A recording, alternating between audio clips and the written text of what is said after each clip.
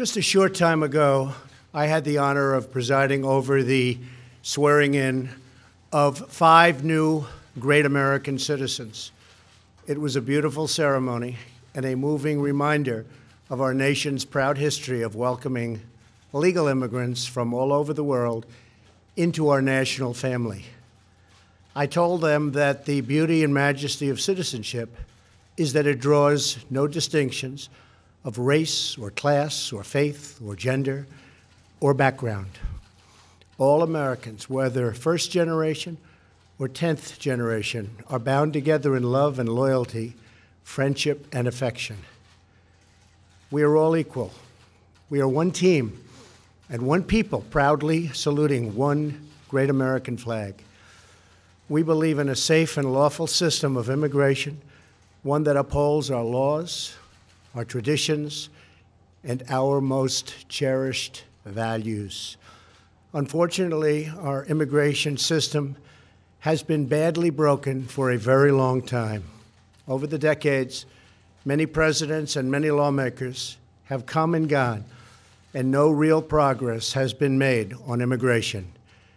We are now living with the consequences, and they are tragic, brought about by decades of political stalemate, partisan gridlock, and national neglect. There is a humanitarian and security crisis on our southern border that requires urgent action. Thousands of children are being exploited by ruthless coyotes and vicious cartels and gangs. 1 in 3 women is sexually assaulted on the dangerous journey north. In fact, many loving mothers give their young daughters birth control pills for the long journey up to the United States because they know they may be raped or sexually accosted or assaulted.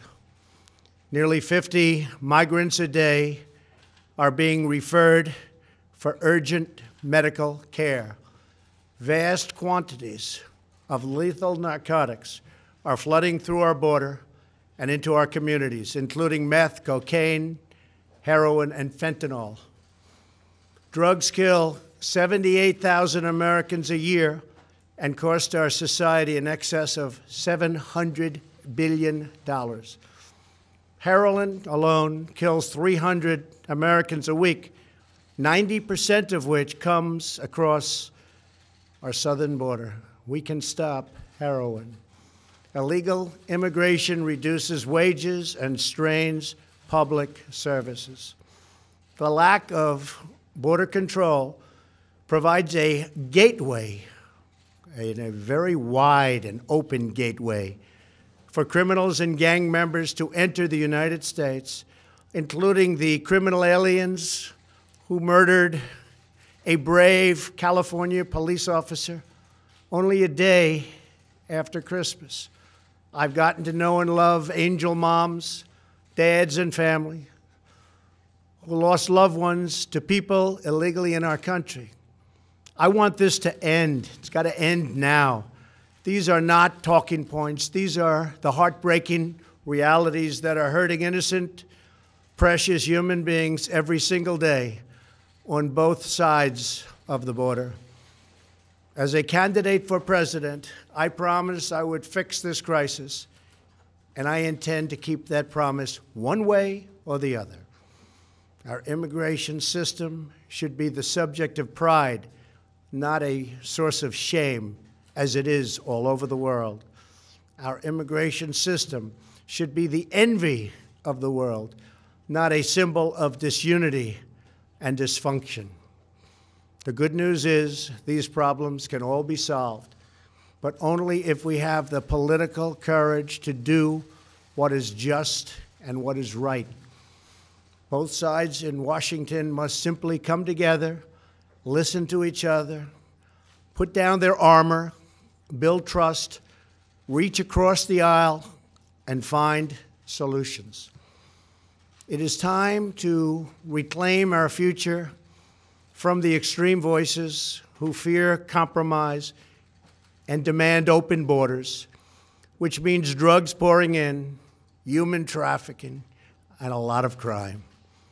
That is why I am here today to break the logjam and provide Congress with a path forward to end the government shutdown and solve the crisis on the southern border. If we are successful in this effort, we will then have the best chance in a very long time at real bipartisan immigration reform.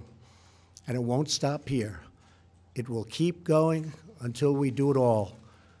The proposal I will outline today is based on, first and foremost, on input from our border agents and Homeland Security professionals, and professionals they are. They know what they're doing. It is a compassionate response to the ongoing tragedy on our southern border. In recent weeks, we have met with large numbers of Democrat lawmakers to hear their ideas and suggestions. By incorporating the priorities of rank-and-file Democrats in our plan, we hope they will offer their enthusiastic support, and I think many will. This is a common-sense compromise both parties should embrace. The radical left can never control our borders. I will never let it happen. Walls are not immoral. In fact, they are the opposite of immoral because they will save many lives and stop drugs from pouring into our country. Our plan includes the following: $800 million in urgent humanitarian assistance, $805 million for drug detection technology to help secure our ports of entry, an additional 2,750 border agents and law enforcement professionals, 75 new immigration judge teams to reduce the court backlog of, believe it or not, almost 900,000 cases. However, the whole concept of having lengthy trials for anyone who sets one foot in our country unlawfully must be changed by Congress. It is unsustainable. It is ridiculous. Few places in the world would even consider such an impossible nightmare. Our plan includes critical measures to protect migrant children from exploitation and abuse. This includes a new system to allow Central American minors to apply for asylum in their home countries and reform to promote family reunification for unaccompanied children, thousands of whom wind up on our border doorstep. To physically secure our border, the plan includes $5.7 billion for a strategic deployment of physical barriers, or a wall. This is not a 2,000-mile concrete structure from sea to sea. These are steel barriers in high-priority locations. Much of the border is already protected by natural barriers such as mountains and water. We already have many miles of barrier, including 115 miles that we are currently building or under contract. It will be done quickly. Our request will add another 230 miles this year in the areas our border agents most urgently need. It will have an unbelievable impact. If we build a powerful and fully designed see-through steel barrier on our southern border, the crime rate and drug problem in our country would be quickly and greatly reduced. Some say it could be cut in half. Because these criminals, drug smugglers, gangs, and traffickers do not stop at our border. They permeate throughout our country, and they end up in some places where you'd least expect them. They go all over our country. A steel barrier will help us stop illegal immigration while safely directing commerce to our lawful ports of entry. Many of these security ideas have been proposed by Democrats themselves, and all of them have been supported by Democrats in the past, including a physical barrier wall or fence. Furthermore, in order to build the trust and goodwill necessary to begin real immigration reform, there are two more elements to my plan. Number one is 3 years of legislative relief for 700,000 DACA recipients brought here unlawfully by their parents at a young age many years ago. This extension will give them access to work permits, Social Security numbers, and protection from deportation, most importantly. Secondly, our proposal provides a 3-year extension of temporary protected status, or TPS. This means that 300,000 immigrants whose protected status is facing expiration will now have 3 more years of certainty so that Congress can work on a larger immigration deal, which everybody wants, Republicans and Democrats. And our farmers and vineyards won't be affected because lawful and regulated entry into our country will be easy and consistent. That is our plan. Border security, DACA, TPS, and many other things. Straightforward, fair, reasonable, and common sense with lots of compromise. Senate Majority Leader Mitch McConnell has pledged to bring this bill to a vote this week in the United States Senate. Our proposal is not intended to solve all of our immigration challenges. This plan solves the immediate crisis, and it is a horrible crisis. It is a humanitarian crisis like we rarely see in our country.